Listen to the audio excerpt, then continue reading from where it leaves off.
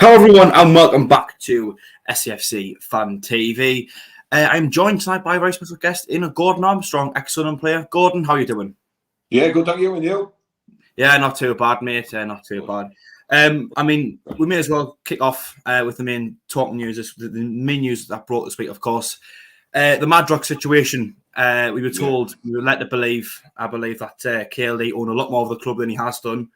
An article from The Athletic earlier this week has announced that he only owns 41% of the club, with the previous owners still remaining the rest. I guess to kick us off, really, what do you think of that? Yeah, it's obviously really disappointing. I think a lot of guys, probably yourself included, Jack, probably had an idea that might be the truth. There's been a lot of rumours flying about for a while now that that might be the case, but it's always still. To hear that definite news is disappointing. Nobody's going to hide from that. I think the most important bit moving forward now is that has he got plans to buy more and sort it all out for himself and what's going to happen in the future. Really, that's the most important bit. What's done's done. I think probably for me, my own personal thing is I'm just really disappointed. They didn't tell the truth in the beginning. Whatever the reasons were for that, I don't know. But that's a bit disappoints me, really. If you tell the truth, I think most people will have that and they can get on with it and they can move on. And he could have said that, he's going to buy more shares as he moves along. But, that wasn't the case. And I think every supporter has a right to be disappointed in the fact that, the whole truth wasn't told. I'm not saying it's a lie, but it wasn't the whole truth, was it? So it was disappointing. I mean, going back just a few weeks ago, I think someone asked him for clarity on the exact figures of the shareholders of the club, and I believe he gave a response, KLD, something along the lines of "There's a confidentiality agreement in place that means he wasn't allowed to disclose such figures." Do you think there was any truth in that, or do you think that was just him trying to hide away from things? Really, I think it probably isn't the truth, but you wouldn't know for 100%, would you? These things do get put in place. I know that. But it seems like, it's a convenient answer, isn't it, to try and block the fact that like he didn't have over 50% of the shares. So I guess it probably wasn't true, but I don't know that for certain, so I couldn't say it with absolute certainty. But, like I say, it's just disappointing that he doesn't have the shares because everybody wants him to have them. I think he's a good guy. There's no doubt about that. He is a nice fella. My camera's just fallen over, excuse me, and want to sort that out. But yeah, I mean, listen, we all want him to do well. He seems a good guy. He's obviously, his family's got money and things, so you want him to push on and be able to do exactly what he wants to do and not have to, sort of speak to the other guys and to be able to push things forward. Which I think he has had the running of the club, but obviously he hasn't got the majority shares, so he can't just do whatever he wants whenever he wants. So. We all hope that he can get that sorted as soon as possible. Yeah, we are planning to take as many questions as we can from the live chat. So if you do have anything you would like to ask Gordon, just stick in there. And to kick us off from questions from the live chat, Rusty Mackham has left a comment in. Can you ask Gordon why you think Bawley has left at this time? No reason has been given. Yeah, again, I think there's been some rumours for a while now that, Bawley might be leaving. I haven't seen him around the place as much when I've been at games and stuff. And with other bits and bobs, he has been the loan manager. I think that's been his most recent job. So I haven't seen him about as much as that. I go to a lot of games and I haven't seen him around as much. So I think he was on furlough for a while. Somebody was saying he was on furlough up until today, which I didn't even know you could be on furlough up until today. But listen, it's disappointing, isn't it? It's somebody that's like, he's a legend at the club and he's been a star for the club, and I can understand why loads of people are disappointed by it. Whether or not he's got something else in the pipeline, I don't honestly know. I've not spoken to Bawley yet, so he may possibly have. I heard some rumours that maybe he has something else in it, but they're just rumours. So again, I can't really comment on that. But overall, yes, disappointing. You want people that love the club involved with the club, and Kevin's certainly that. He absolutely loves Sunderland Football Club, so it is disappointing overall that he's left. Definitely. Do you think this could at all be linked to the news that's broke this week and the current ownership situation as to why he's left? I don't think so, really. I mean, it could be a part of it. It could be his decision totally. But I don't think Bowley would have to leave, to be fair. I don't see that myself. Unless he's got another job lined up and he's going to. And that could be a possibility, of course. But I don't think so, no, overall. Listen, Bowley's been through, like, you know, God knows how many different owners they've had now. Yeah, Exactly. He's seen a lot of stuff go on. You know, there's been some stuff up there I'm sure he hasn't agreed with. But you can't always say when you're an employee, like in any business, you know, if you're employed by somebody, sometimes you have to say nothing and just nod your head and get on with it. But you know, it's like you say, it's just disappointing that he's not going to be around and people won't be able to see him as much. So I'm sure he'll come to games anyway. But yeah, it's gutting for him, yeah, and his family. Yeah, I mean, upon Lee Johnson's sacking as well, just getting away from that a little bit, it seemed as if Roy Keane was the front runner to take charge. Of course, in the end, ended up turning us down. It was reported. Do you think there's any links to the ownership situation within that, or was it something else, you think? No, listen. Again, you wouldn't know. I wouldn't know 110% for certain. Yeah, but I think, listen, you know, each individual that was offered might have been offered the job or whatever, or spoke about the job. I don't think it's a long-term thing at the moment that anybody was offered. So that could be. I think that's probably maybe a more bigger part of it. So, you know, you're taking the job on trust, and at the end of the day, I think Alex Neil's a good appointment. Listen, I get what everybody was up for Roy Keane, and I totally get that as a supporter. He brought an exciting time to the club previously, and he is a big personality. So you can understand why fans would want that.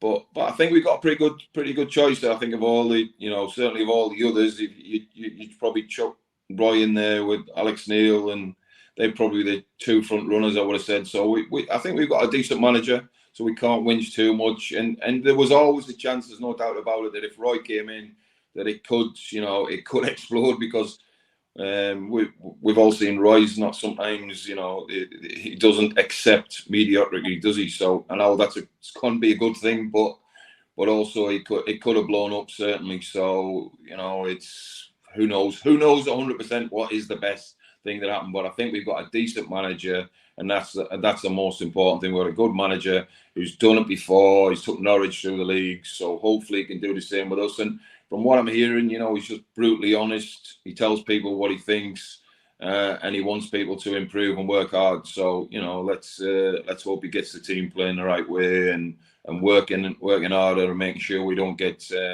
hammered away from home and things like that. So, you know, that's important as well. Yeah, I think a large part of the reason why I think it broke down in the end was probably because he wanted a bit too much control. Well, not too much control, but more control than what he was going to be offered. I think under a director of football as a head coach, you get a lot less ability to make the decisions, especially in regards to recruitment. And I think Roy probably wanted a little bit more say on who he brought in and who he let go. I believe that was, you know, similar kind of reasons as to why he fell out with Ella Short the last time round. So I just think that the role that was put forward and probably wasn't the type of one that he wanted. He did speak out. I don't know where it was, but I've seen an article or an interview doing the rounds of him saying something along the lines of that the deal wasn't right. Essentially, that it's no big deal. It's nothing to worry about, but the deal wasn't really right for both parties, so that's why it didn't go ahead. But I do agree with you about Alex Neil. I think he's probably one of the better appointments at this level that you probably could have got. And I think as well, as much as he hasn't got, you know, any League One experience, I think if you go up to the Championship, you've got that security in knowledge that he has managed there for quite a long period of time and done all right. Is there anyone else who was doing the rounds, or anyone else you thought was available who you would have preferred us to bring in?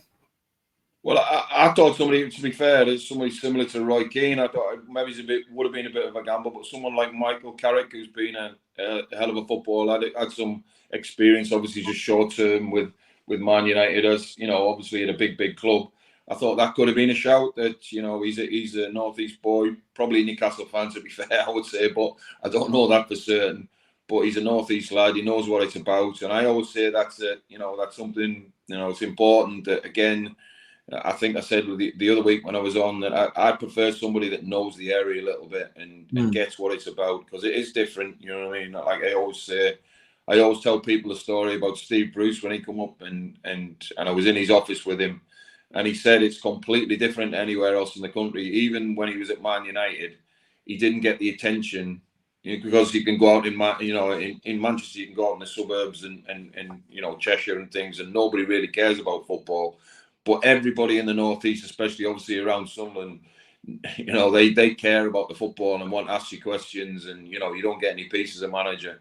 And he said, he couldn't believe like how much, everywhere he went, whether he went to petrol station, wherever he went, he was getting harassed about the football club.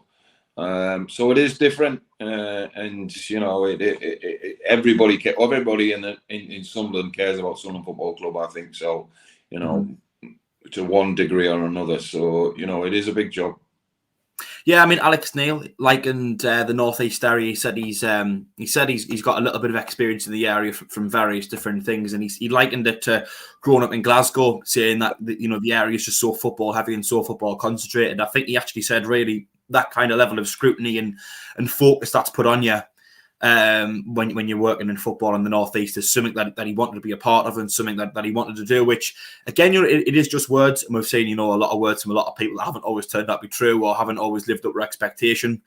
But at the very least, it's a good sign. I mean, Alex Neil coming into the job, we've got 14 games left. Do you think he's got any chance of getting us in the top two before the end of April? If I'm being brutally honest, no, I don't see it, to be fair. Obviously, the two other teams have got a lot of games in hand, are well in front on points.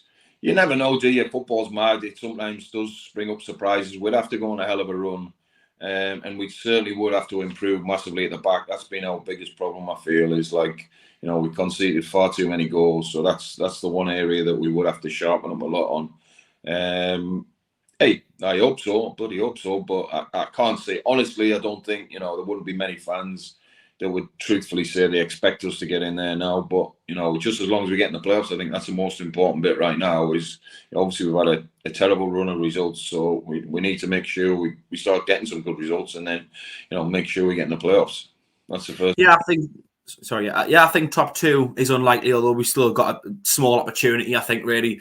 14 games left. I think I know it's a big task, and we haven't really had this 4 more seasons since maybe the very beginning. But if you could win about 10 of them, especially beating Wigan, and count on one of the sides in the current top two dropping off and losing a few games, I don't think it's impossible. But I think the playoffs are more likely.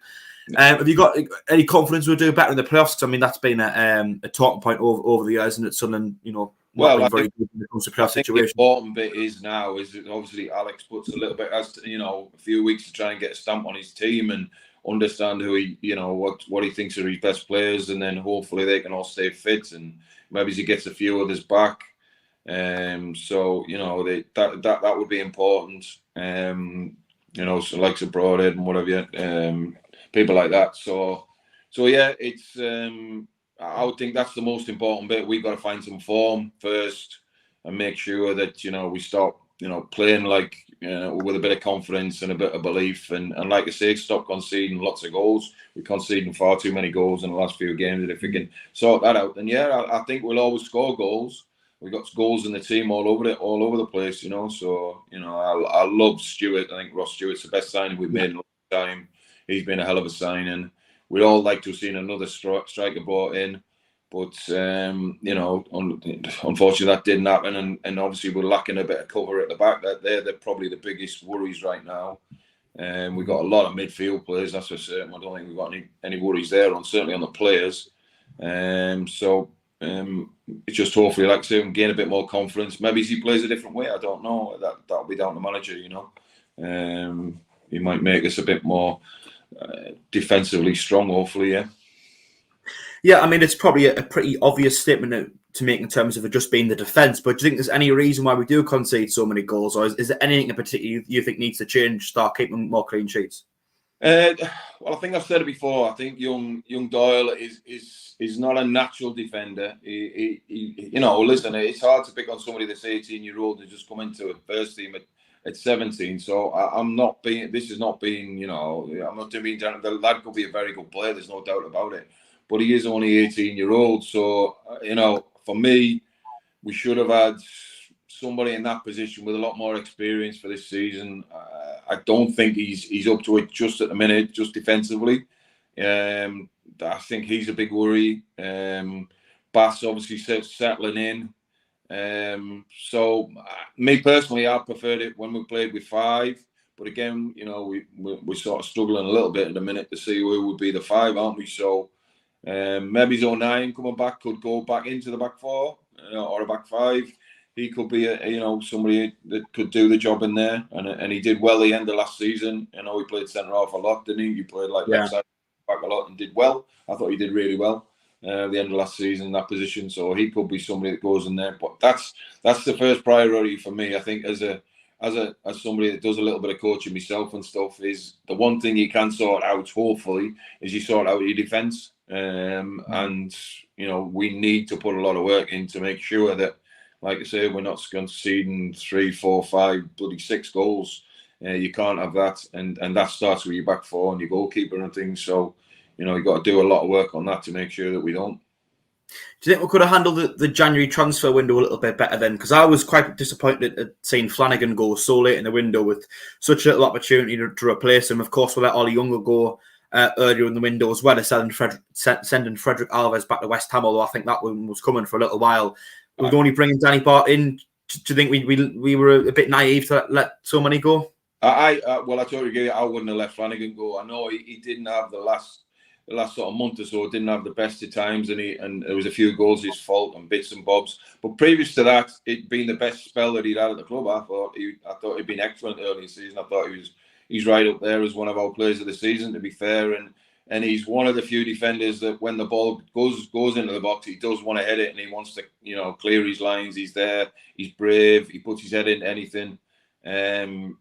So personally, I wouldn't have let him go. I know he only had 6 months left. You can say he wants to move or whatever. But at the end of the day, it's down to we're the selling club. We don't have to do anything. He's under contract with us. Keep him there till the end of the season and see how it goes. This season, he hasn't let anybody down, was my opinion. Listen, he's not.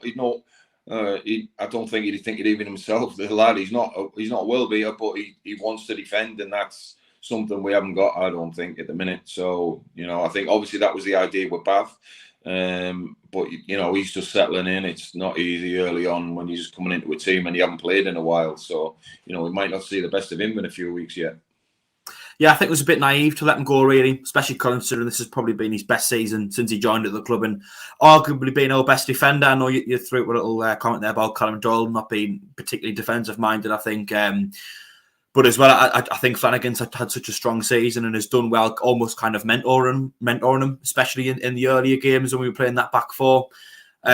We've had a lot of unnatural players playing at the back, the likes of Carl Winchester, centre midfielder, playing right back. And I think Flanagan's held it together, used his experience and his knowledge quite well, just to kind of solidify us at the back a little bit, really.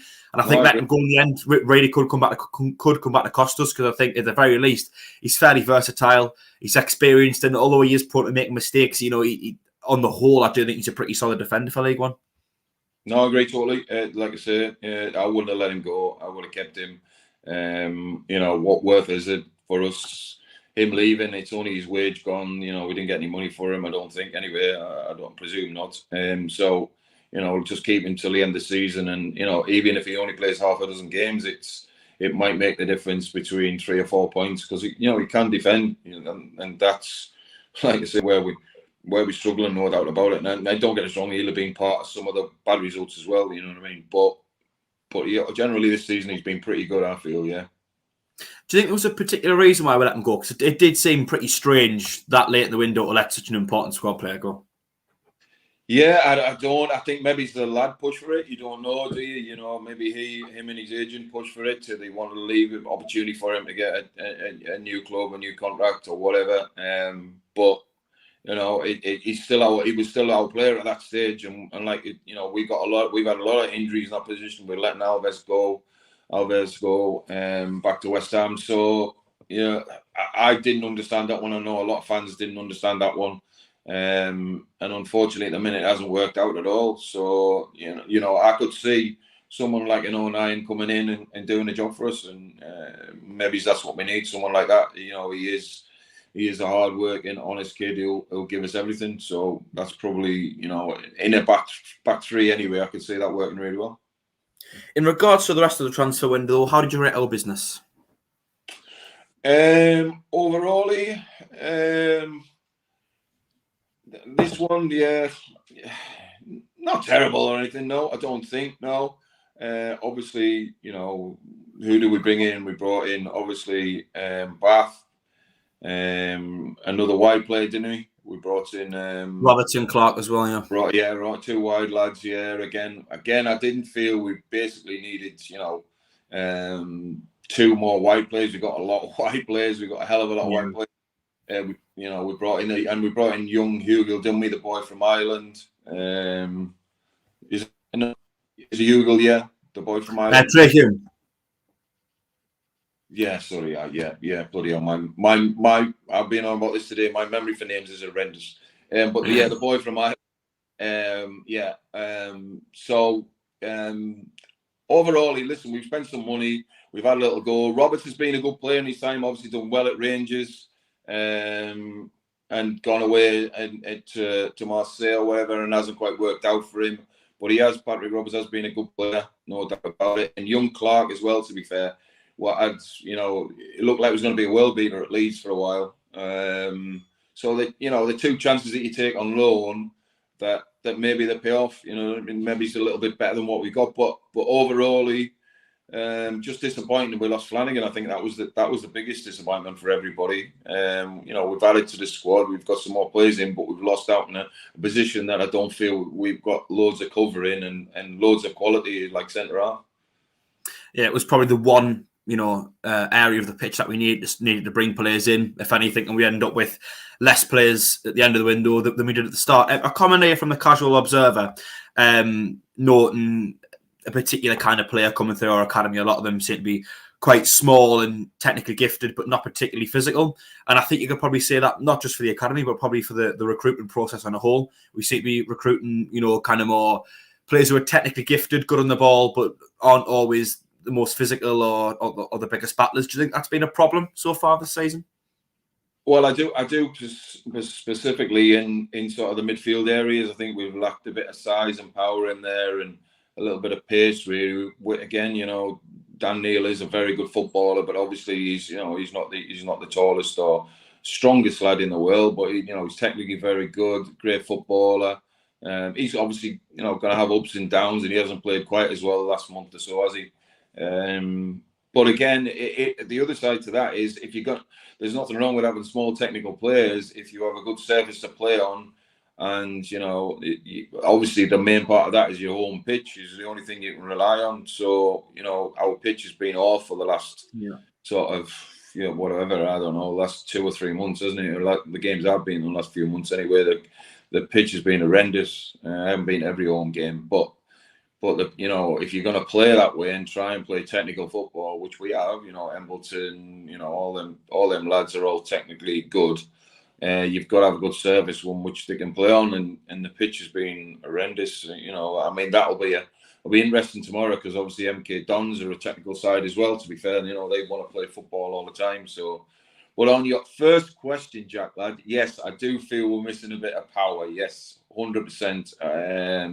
In this league, you need powerful, strong players. I always go back to, basically, you look at Rotherham. I've said since the beginning of the season, they were the team that I'd pick out that I thought would get promoted, because they are a perfect League One team. They're big, strong, horrible, physical. They know they've got a big centre forward. They're gonna put it on his head, and they get people around it and make it difficult for you, especially at home.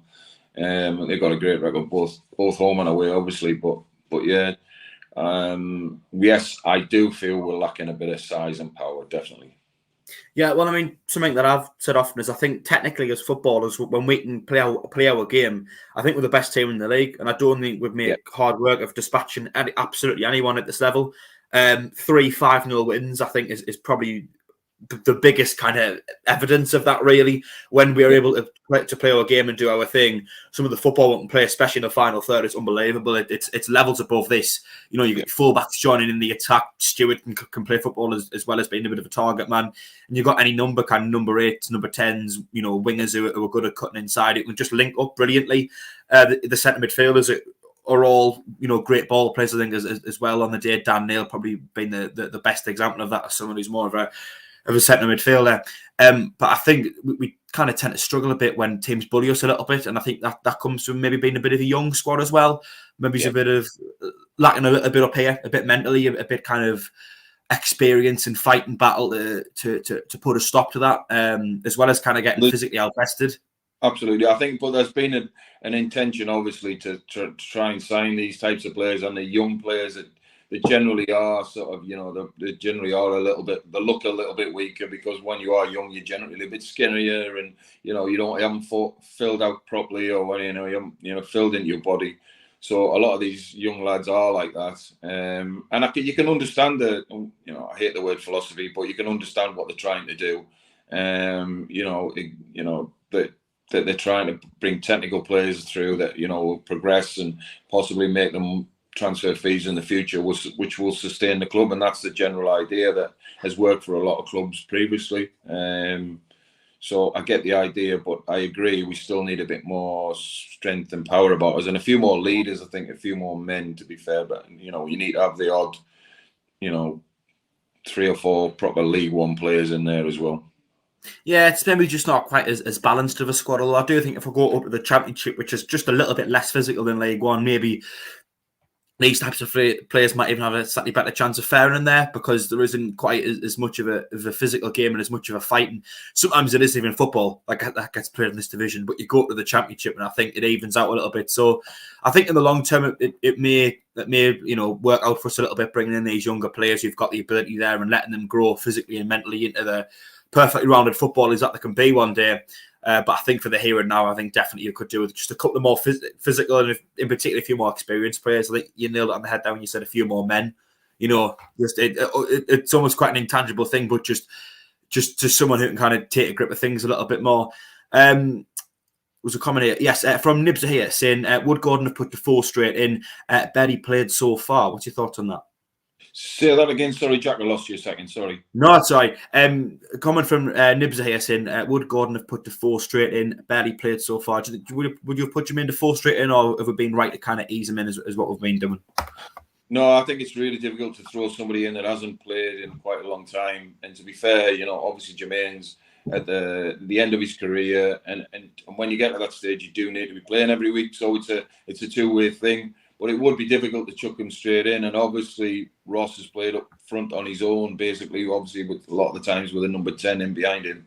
So, you know, would have meant to change the system.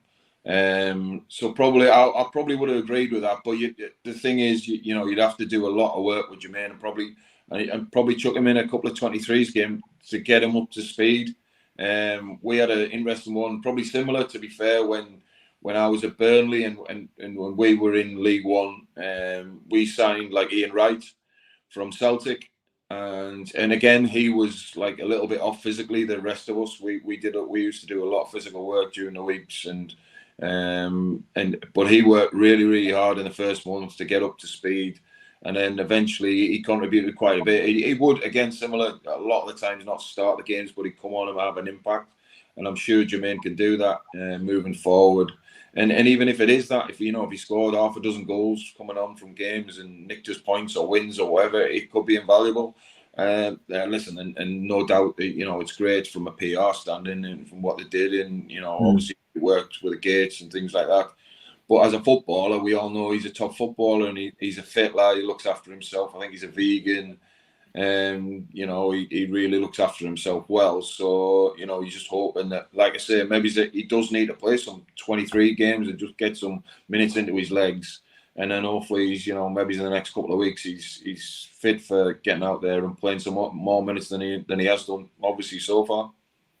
Yeah, I mean, it's something that I've thought as well. There was a lot of fans calling for him to come straight into the starting lineup, you know, on those first few games. I just thought you don't want to run the risk of him coming on and either not being up to match fitness and just kind of not really hitting the ground running, but even potentially even worse is picking up an injury. You know, if you've only played 8 or 9 minutes of football all season, yeah, you'll get thrown in a League One fixture where there's a lot of running involved, and I think, you know, you don't want them 10 minutes into the game, you know, when it's especially when the game's at its probably most physical in the beginning, because players have got the most energy.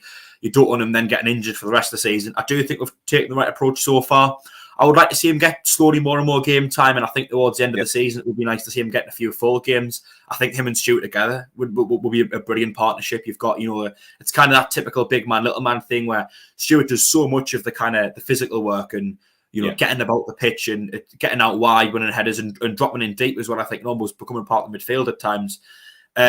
That, you know, sometimes we don't always have that person there ready to take that chance when it's coming into the box, and there's probably not many men better in the business in this day and age than Jermaine Defoe to do that. So I think together as a two it would work brilliantly.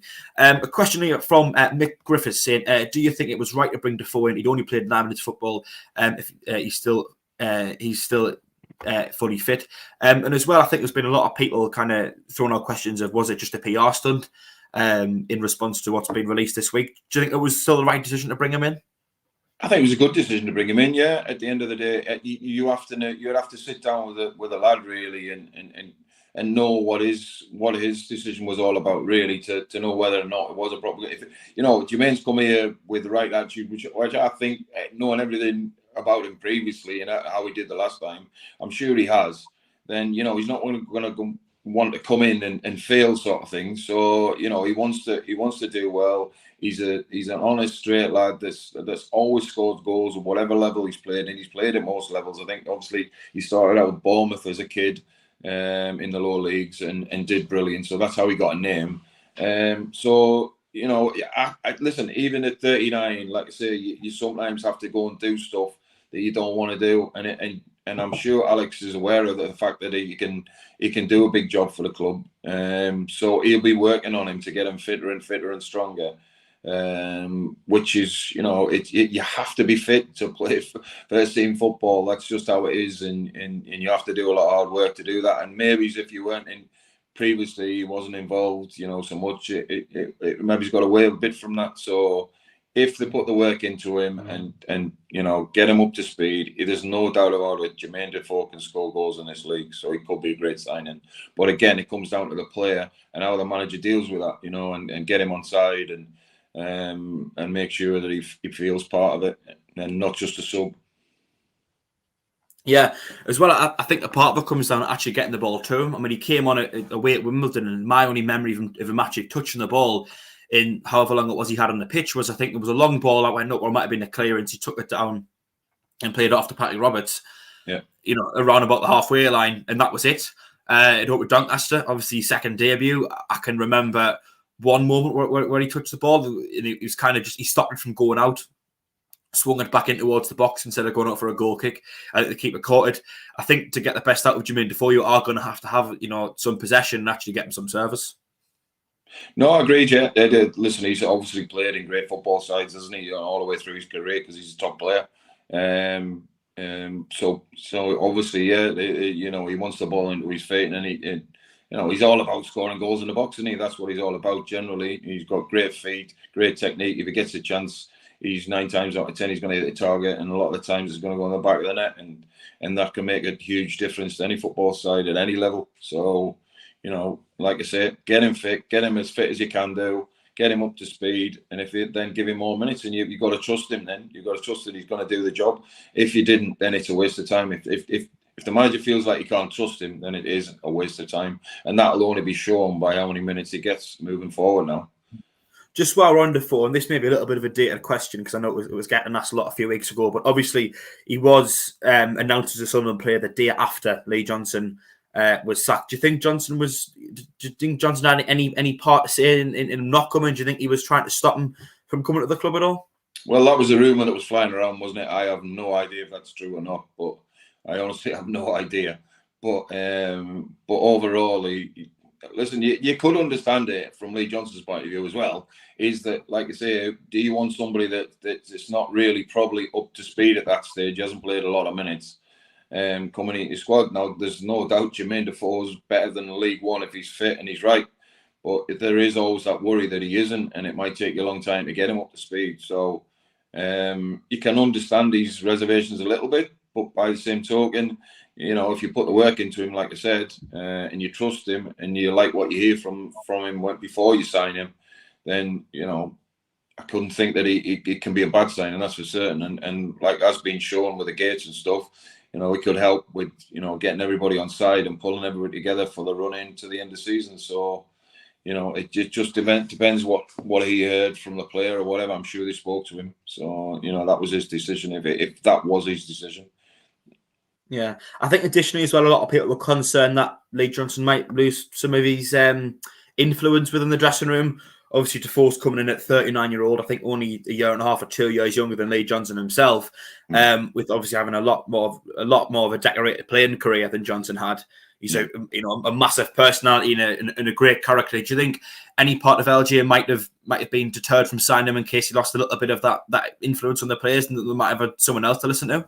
Well, if he has, then he shouldn't be in the job, to be honest. That's what I'd say, because if that's the truth, then, you know, shouldn't be a manager. At the end of the day, you want to coach good players, don't you, at the end of the day? And Jermaine Defoe's being a top player. So, like I say, your only worry really should be about his fitness and whether or not Jermaine Defoe wants to do it. Because, you know, if you don't want to manage good players, then you shouldn't be in the job that he's got.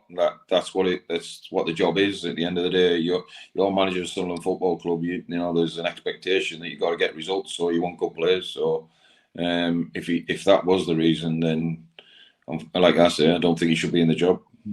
Which, I mean, what you've just said there is kind of why I didn't really buy into that whole mindset. I just thought I would ask her because I know there's a lot of people who were thinking along that wavelength. I didn't buy into it personally. I think Johnson I do think he didn't want him, but I think it was more to do with kind of, you know, the way he was going to fit into the squad. I think Johnson probably wanted someone who was a little bit more up to speed in terms of his fitness, maybe someone who's a little bit stronger, a bit more physical. I know there were rumours flying around about Johnson and Clark Harris. As much as I think we'd all agree that on his day, Jermaine Defoe's a better footballer than Johnson Clark Harris, I think, you know, Lee Johnson would have probably preferred to bring someone in like that who could have fit into his you know, way of playing football a little bit more. But I mean, that's just my thoughts on it, really. Peter SAFC on the live chat saying, Matete sounds like a good player. I've seen him at a few games so far. What's your thoughts been on Jay Matete since he's joined the club? Yeah, Matete looks like he can do a great job. He's got great energies, doesn't he? Again, not the biggest is he. He's not like he's not huge, but he's a good athlete. And I think we have been lacking that in the centre of the park. And I've said for years on years now, we need somebody that can get a few more goals from the centre of the park. And I think this kid probably can do in time. You know, he's still young. He's still got plenty to learn, I think. But, you know, he's got a low centre of gravity. He holds onto the ball well, runs well with the ball. You know, you just hope he develops and given time to show what he can do really and get plenty of chances before the end of the season. Because I've liked what I've seen. Yeah, and you know, I haven't seen both the games that he played. I've seen one of them. Yeah, and he's done well. So yeah, just hopefully he gets a few more minutes now and gets a run in the team and you know, can show what he's about.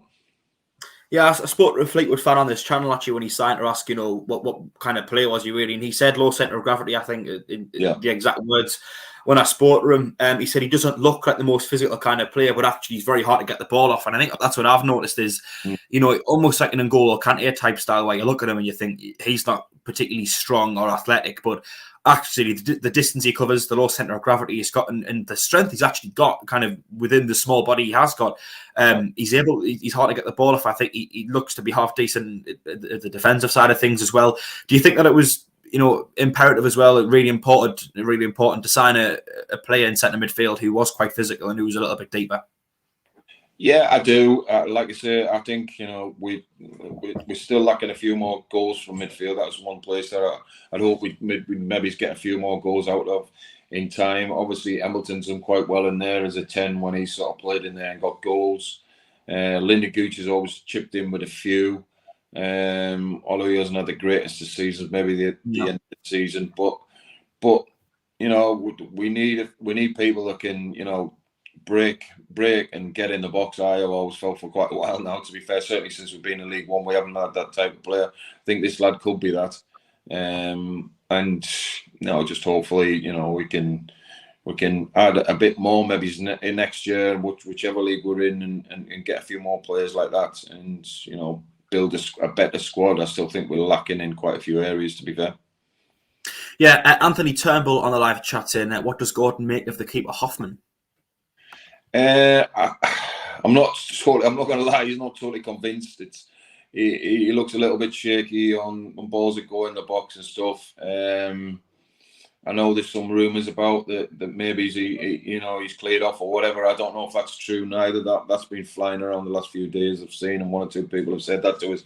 I don't know the truth of that, but he seems a decent shot stopper. But yeah, a little bit worried about him. Being in control of his area. His kicking's been all right. Not brilliant, but it's all right. Is he in total control of his situation when he's in there? Listen, I don't think any of our goalkeepers are top draw, put it that way. So maybe he's been about the best of the three that we probably could have played right now. But I don't believe any of the three goalkeepers that I've seen this season. Well, I haven't seen it's too much of Burge, to be fair, but I don't believe that any of them are like top drawer anyway. Yeah, I think Lee Burge seems like the type of keeper who's all right for a mid-table League One side who's maybe pushing on for the playoffs. Thought last season he had a few pretty decent moments in a few pretty decent games, but just a bit too inconsistent for my liking. I think he made a lot of mistakes that he shouldn't have really been making. Those mistakes maybe you could be forgiven if you say you're more of a mid-table League One team, but for a team that's got to be aiming for top two every year, whether or not we get there is a different matter. I think you need someone who's going to be just a little bit, a little bit surer, a little bit, more consistent, I guess you could say. Really, Patterson's a funny one. I mean, I think he seems to have the makings of a decent shot stopper, and I don't think there's been many times where the goals went in and the shots went in and you thought he could have done more. But I think for me, it's his presence in the box, and I think Hoffman and Patterson are quite similar in that regard, where the shot stopping is actually pretty decent, but it's more their kind of their presence on the defence and in the box that's lacking. I agree. Yeah, that's what seems to be missing for me from both of them. Burge is not a great kicker, to be fair. That's the other one. I agree. It's because at the end of the day, they're all having a go. They all do seem to have a right go. Obviously there's been games this season where that hasn't been the case, where we crumbled a little bit, but sometimes that's that's football and that's what happens. But I would like to have seen a better goalkeeper than what we've got at the minute, to be fair, in the squad as well. Back to the live chat then. Tony Lee, friend of the show, has asked, who was the best midfielder you played against, Gordon? The best I played against is probably, I always mention two, to be fair. I was the same age group as Gaza, to be fair, so I played against Gaza all the way through. That was at boys club level, so he played for Red Youth, and I played for Montague Boys in Newcastle, so I grew against him all the way through. Played against him in Newcastle, obviously. He was a kid growing up, and we had some good battles, and I always remember getting sent off against him. Playing in a boys club game, we both got sent off for booting each other. So I've had some fun with Gaza, and then Gaza, to be fair, obviously flew and did brilliant, and came back with Spurs and games like that where I played against him. So he was a brilliant player, no doubt about it. Probably the best young player that England's ever produced, even though he was nuts, to be fair. But then the other one I always mention it, and it was at the end of his career, but I was like that. He was like my hero anyway, to be fair. But Brian Robson was the best player, I think, that best midfield player that England ever produced. He could do anything, really, basically. He's a great passer, left foot, right foot, score headed goals. He was as brave as a lion, probably too brave at times, but a fantastic player. And I was lucky enough that I got to know him through the agency work later on.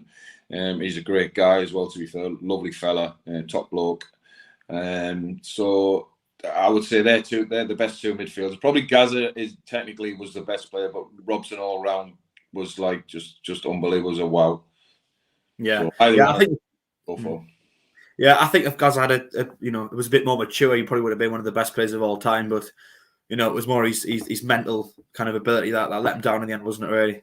Yeah, but like what they always say, geniuses are flawed, to be fair, and quite often they are, and he was. There was no doubt about it. Yeah, he was a little bit nuts, and he's had he's had a lot of things in his life that haven't gone great for him, sort of thing. But he was a genuine, good-hearted, good lad, to be fair. you know, it's just sad sometimes. You know, things happen to people in lives, and that's how it affects them. But he's a great lad. Going back a little bit earlier in the live chat, this is when I picked out when we first went live. Steve Flounders asked Gordon, was your favourite goal your header in the cup game against Chelsea? No, not probably. No. I scored a goal against Swindon away. That was probably the best goal I ever scored, to be fair, which was just that short of the halfway line that stuck in the stanchion. That was probably my favourite goal. And the one away at Oxford, which I played a 1-2 with like Billy Whitehurst on the halfway line, and then ran about 15 yards and scored from about 35 yards. It ended up right in the top corner as well, to be fair. So they were probably me two best goals, but obviously that's Chelsea's the one that everybody remembers, sort of thing. So I think there was 100,000 of that game, to be fair. So I've had a lot of people that that wanted to talk about that goal, but yeah, no, that was an amazing night, and Roker Park was special for them sort of nights. Yeah, going back as well again, Taffy Mackham on the live chat, and this is probably one that, a situation that I'm probably a little bit too young to recognise really, but says, was Gordon tempted to keep the FA Cup winners medal he was mistakenly given in the 92 Cup final? Yeah, I don't think anybody realised until we got back into the changing rooms, to be fair, and then somebody said, oh, look, the Liverpool lads are asking, you know, we've got the wrong medals here, so we just swapped them all over. Yeah, it would be nice to keep, yeah, definitely, but yeah, that's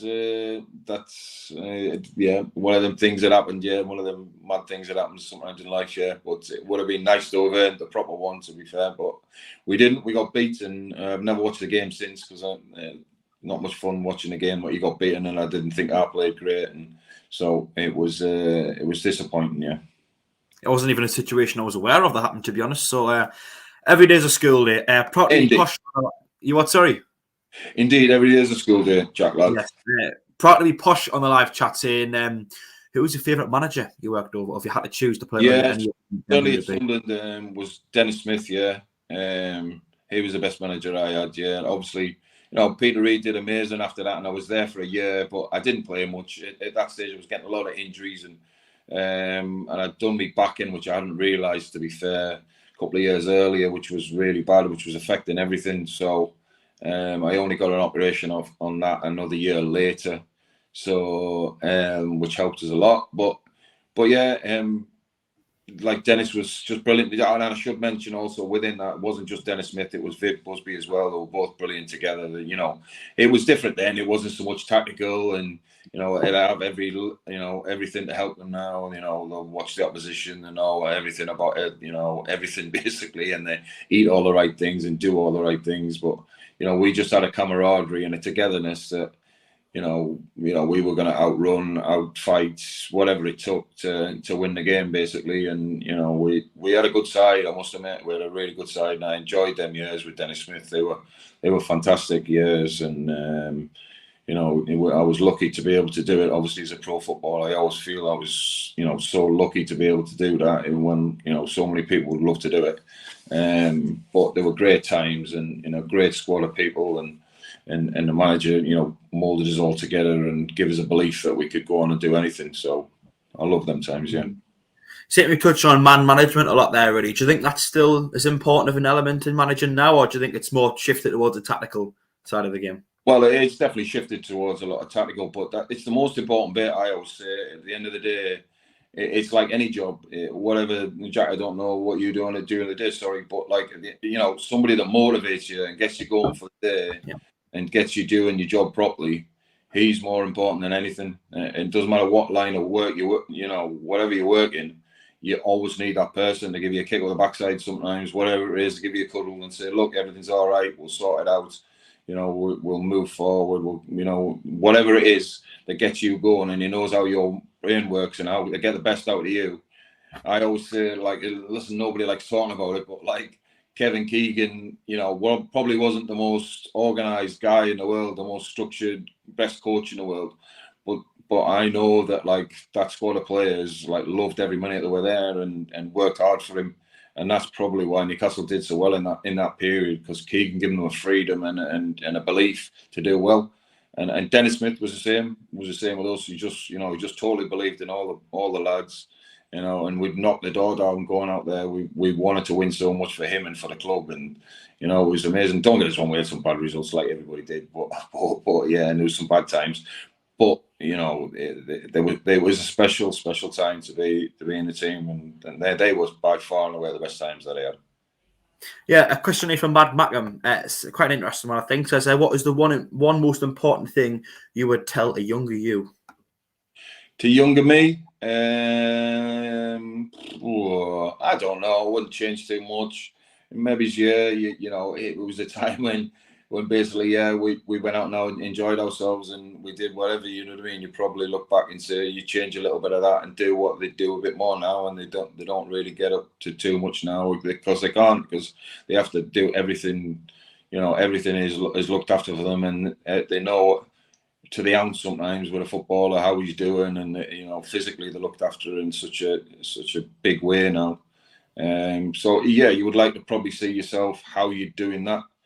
But it was what it was, and listen, if I made mistakes and I did things wrong, which I did do, I wasn't Sunderland's greatest footballer. I never think I was, because I wasn't. But like, you know, I don't regret anything, or I wouldn't change anything. I was just a lucky boy that played football and loved doing it. So I don't regret anything. People talk about money and how much people earn now, but I wouldn't change what I had. So, you know, good luck to the lads that earn the money they do now. Yeah, I think that's all about the memories you make, really, and the experiences. Not many people get to experience that kind of lifestyle, do they? No, exactly. He's just a lucky lad, yeah. Gordon, I think we spoke about a year ago, about this time last year, maybe a little bit later on in the season. I asked you about Lyndon Gooch, and you had a lot of praise from at a time when he was getting criticised a lot. We touched on him earlier on. Hasn't scored a goal yet this season, and I think it's arguably been his worst campaign for Sunderland so far since he moved into the first team. What have you made of him so far this season? Yeah, listen, I do like Lyndon Gooch because I think he has got the right attitude. And that's why I sort of back him up at times, to be fair. And he, like, I know that he's like, you know, he is Sunderland. He loves Sunderland, and he's a good lad, Lyndon. I've met him a few times. He's a good lad. He hasn't had his greatest season. I think he would admit that himself. Within all that, he has been hoyed about all over the place. I think he is more of a forward player. I think sometimes people label at him that he holds onto the ball too much, and I would agree with that. Sometimes he does. But he, you know, over the years, he has created a lot of goals, and he scored quite a few goals. Like I say, this season has not been a great season for him, obviously. It hasn't been as good as some of the others. I'm not saying he's world beater. He's not a world beater, but he's an honest, straight kid that wants to work hard for the football club. So, you know, you should never have too many of them, really. And he's played a lot of games, so you have to give him credit for that. You know, a lot of managers believed in him, so you know, he's obviously shown something all the time. I don't think he's a fullback. Let's be honest, he's not a fullback. He's a forward player, and he shouldn't have been playing fullback. That's been a big issue this season. You know, we have, you know, being unlucky with injuries. I get that. You know, all the guys that we all know have been injured this year, especially at right back, has caused a lot of problems. Yeah, definitely. I know what you're saying about Gooch as a fullback. I think he plays his best football as a wing back, me, because I think there's not that pressure on him necessarily to defend all of the time. As long as he gets back, I think often as a wing back, if you get back in that defensive area, you've done your job, really, because there's that many of you, you don't have to do too much. And going forward, there's a bit less of a pressure on him because he's a wing back. If he's just kind of expected to hug the touchline, get up and down, always be an offer on the ball, do a little bit defensively, a bit like Luke O'Nien is, really, where technically as footballers, I don't think they're the best, but they can run up and down all day, and they've got that effort and that you know, endeavour and the desire to do so. And I think that's where they find themselves most effective. But he is receiving a lot of criticism so far this season. A question from Mad Mackham, who said, from any era, any team, who'd be your fantasy teammate? Fantasy teammate or teammates? He said teammate. So I mean, would you say teammate? Yeah, goalkeeper would be Tony Norman. Right back would be John Kay. Left back would probably be who would I go with left back? Probably Paul Hardiman, yeah. Centre halves, I go with probably Gary Bennett, and who else would I go with? Possibly Anton Rogan as a left-sided centre-back, but mind you, that would be a bit risky with them two. They both want to score the goals, but they're both talented players, yeah. Wide left, I'd probably go Kieran Brady, who's probably the most talented player that I have played with. I would say Paul Bracewell in the middle of the park with Brian Atkinson. And on the right, Gary Howes. Maybe this is just one team, I'm not sure. But then I'd go up front, and yeah, it's pretty simple. Gates and Gabardini, really. And then, yeah, that would be my sort of team, yeah. I mean, they were just a dream to play with, to be fair. Gatesy and Gabardini, yeah. Both totally different types of players, but work so well together. Gates coming short, getting on the ball, and, you know, making passes for Gabbers, and he was brilliant at that. And Gabbers was obviously, you know, was a sensation when he got turned and running at defenders. He was unstoppable. We are approaching the end of the show, so if anyone doesn't have any more questions, make sure to get them in the next few minutes, and we'll try and ask as many as we can before 8 o'clock when we do round off. Kind of going back a little bit earlier on when we were talking about the whole ownership, Madrox, KLD situation, one thing I was meaning to ask you, but just didn't really get around to, was what do you think Dreyfus should do now then in this situation? Yeah, I think I said it earlier on. Is basically, look, he's got to come out and sort it all out. He's just got to tell the truth and say, look, I am intending to. He's got to tell the truth of whether or not he has got a right to buy more shares. He's already got a deal in place to buy X shares at X price, or he can go and get more shares, whatever it is, or he can't, or he's not going to. Whatever he's going to do, he's got to tell the fans, and he's got to tell them soon, because the one thing that I think most people dislike is the fact that he hasn't told the truth, the whole truth. I'm not going to say a blatant out and out lie, because he didn't, because he sort of hid behind it a little bit. You know what I mean? It was a half truth, wasn't it? So he's now got to come out and tell the whole truth and tell fans where he's up to. Is he going to kick on and take more shares? If he's not, then it's a big worry, because the thing that worries me more than anything now is that we've got 4 shareholders, not 3, and it was a mess before. And the guys that were there before, we all know who they are. I don't want to get into, I'm not fans of theirs. A lot of people know that I'm not fans of the guys that were there before, not at all. And they'll make it more and more difficult for anybody, because they're now sort of sitting there in a good position. They know that he wants the shares, unless he's got it. Like I say, if he's got an agreed deal, he can buy for X. Then great, but they're not going to make it easy for anybody. And if Kirill, for whatever reason, Kirill falls out of love with Sunderland Football Club and thinks, I can't be bothered with all this anymore, the place is in a worse situation than what it was before. And that's what worries me more than anything.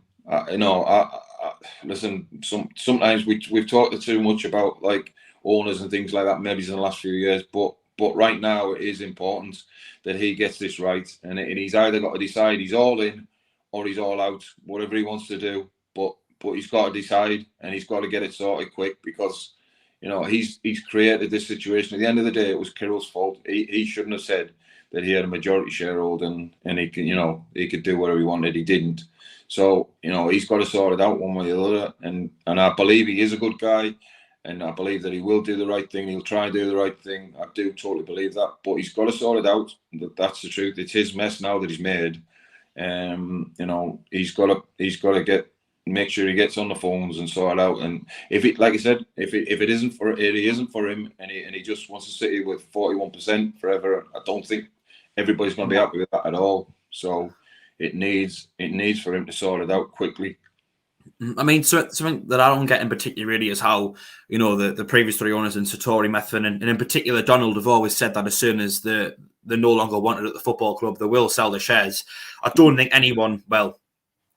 Dreyfus, with the money and plans that he has, wants to own 41%. I think he wants to own, at the very least, probably about 75%, where you then consider that the majority shareholder as much of the club as he physically can.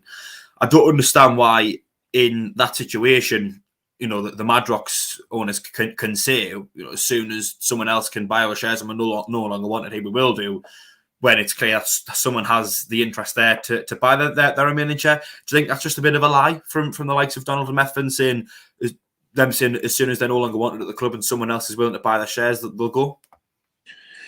Again, you would worry, wouldn't you, with the thing that with a previous record on things, and again, I'm not going to say lie because that's probably getting me in trouble. But half truths on stuff we can say is that they haven't got a great record of telling the truth, shall we say? So it would worry you at the end, and that's what I'm saying. He's the only one now that can put people's minds at rest. Kirill's got to come out and sort the situation out and tell us all the truth of exactly where he's up to. I think that's the most important bit. The last question we'll take from the live chat tonight was you're running out of time. Sirius asks, how good do you think Dan Neil can be, Gordon? Yeah, I do think he can be very, very good. He's technically an amazing footballer. He handles the ball in tight situations, which is where it is at, to be fair, in midfield now. Moving, hopefully if he moves up the leagues, which I'm sure he will, hopefully with us, he can be as good as he wants to be. He's obviously, listen, it's his first season. He's played virtually every game, hasn't he? I'm not even sure if he has missed a game. I can't remember him missing games, but if he has, it's not many. He's going to have his little downs. He's only, 19-year-old or something. He's going to have little periods where he's not going to play quite as well. And that's probably been again in the last few weeks. But that's going to, it's going to happen with every young player. But